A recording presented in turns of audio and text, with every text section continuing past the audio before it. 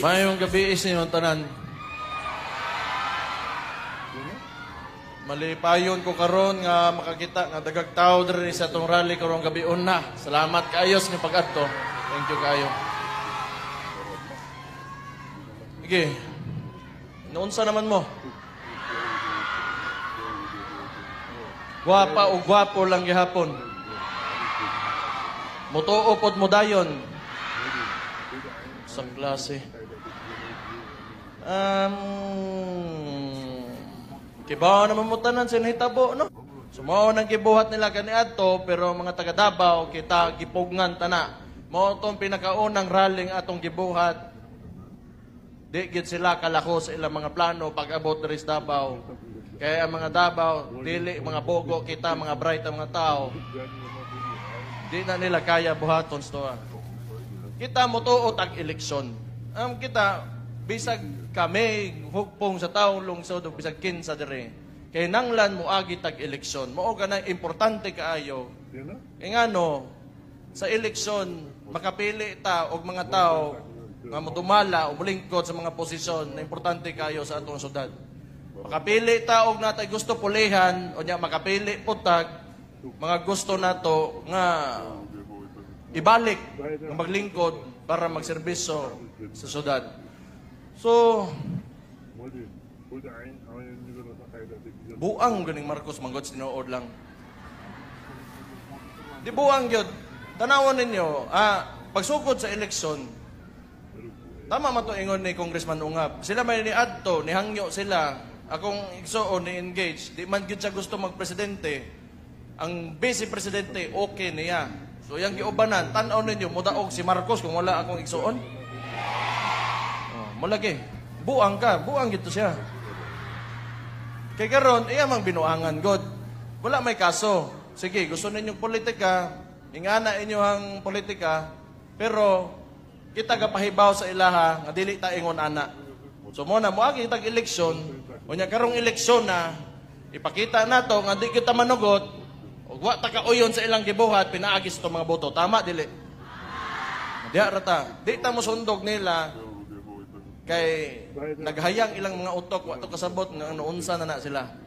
So naamantay kuan, naamantay senatorial, naapod tay mga lokal. So magsugod ko diri sa PDP laban. I-vote straight na lang ninyo. Vote straight lang ta. Iginatawag na to ni sila nga Duterte senatorial candidates, pero kani sila mga kauban nako sa PDP laban. Kung dili mo kumbensado, suwayan ta mo kumbinsi karon. Kamin tanan nga nas PDP laban, usara mong giya o usara mong amo ginasunod. Karon si Rudy Duterte lang gyud ang iyang plataporma. Kung husto na to, vote straight na PDP laban. Unya, ang pikas, moingon sila nga mga panatiko daw kuno ta. Kay blind loyalty daw ang atong pagsunod kang Rudy Duterte. Kay ba mo, ang kinabuhi basta mahimo magkagpanatiko sa bisag sa klase-klaseng butang na ay mga relihiyon nga kita mahimong panatiko na ang Islam, na ang Kristyanismo, na ay Buddhism, Hinduismo. Ngano man na? Kay tungod ang relihiyon ang ginatudlo kaayuhan. Ang ginatudlo panagiusa, mga nindot nga butang aron mapurman nimo imong komunidad sa sakto ug tama nga pamaagi. Ani? So moingon sila panatiko ta. Yes, bago ra man ta nagkuan si Mana Santa. Mo practice man gyud na sa to relihiyon. Ato manggang ihatag atong pagtuo sa Ginoo. Panatiko ta. Ang Islam bago ra nag-Ramadan, bago ra sila nag-celebrate pod sa ilawan.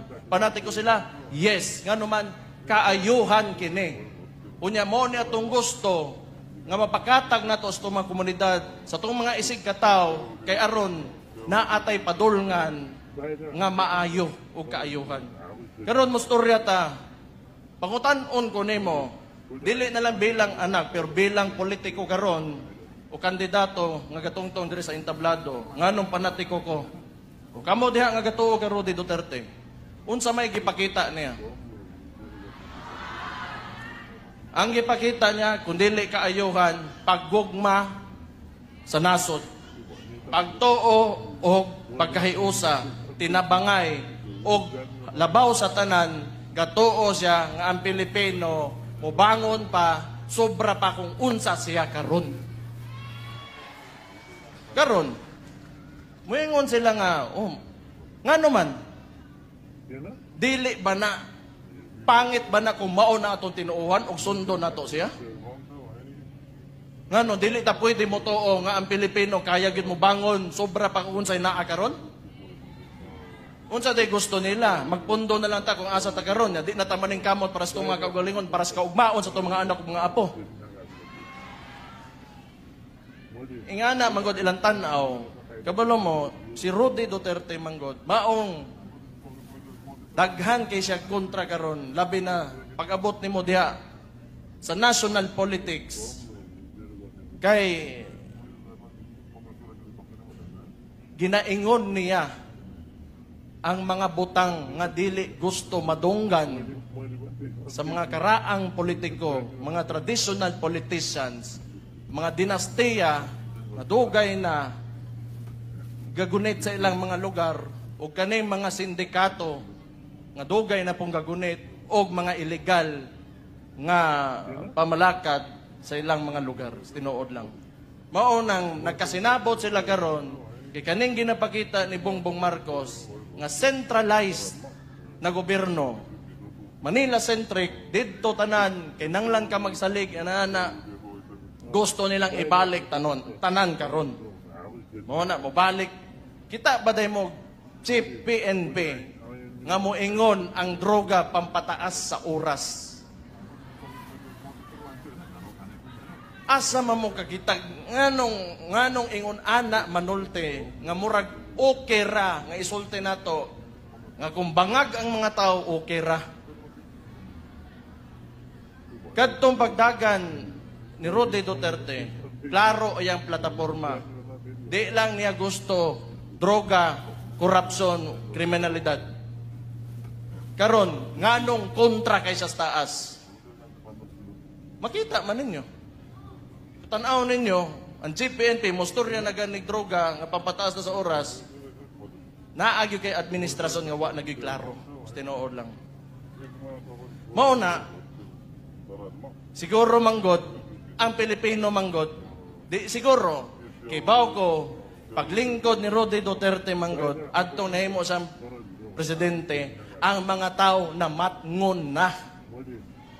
Maogyod na. Unya karon hadlok kay sila. Naa na poy kini nga plataporma kauban ng mga PDP ug naa si Inday Sara nga kusog kay nga kandidato karon 2028. Oh, kadali lang. Ako sa ni-explain ha. Tinuod na. Kaya nga naman sugod pa lang gyud. Kay bawo man tang giubanan gyud na sa kuigsoon.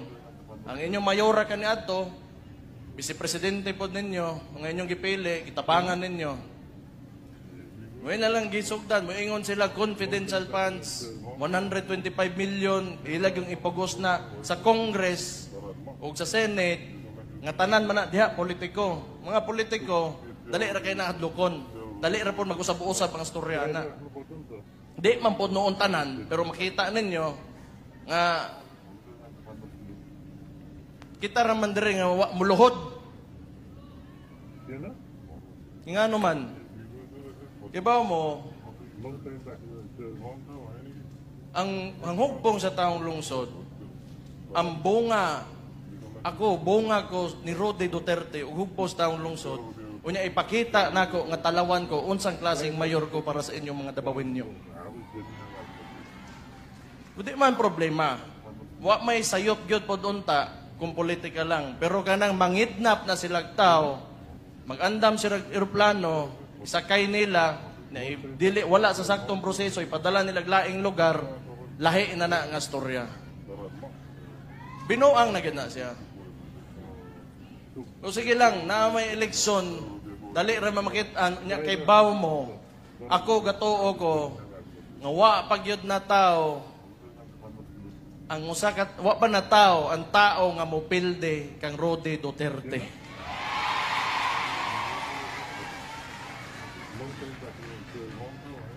Kaniadto pa man, pero ako pasalamat ko no nga gihimo ninyo 2016 kun dili sa inyohang salig o kanang hugot nga pagtuo, salig yun sa kuamakan. Tungod ninyo nakabutang tag presidente nga dabawin nyo 2016. Thank you kaayo. Salamat kaayo. Unya 2022 naatay vice presidente.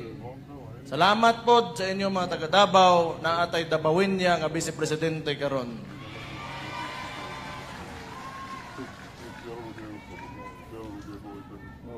Muna karon ug mahimo nang hambog man to si Marcos nga 12-0 kuno ang senatorial race nila. Mutuo mo nga maka 12-0 siya? Sila ang 0. Kibaw ba mo? Nagtanaw ko ba? Kanang recent nga survey ni Marcos, duha mayong gabi is ninyo tanan. Malipayon ko karon nga makakita nga dagag tao diri sa tong rally.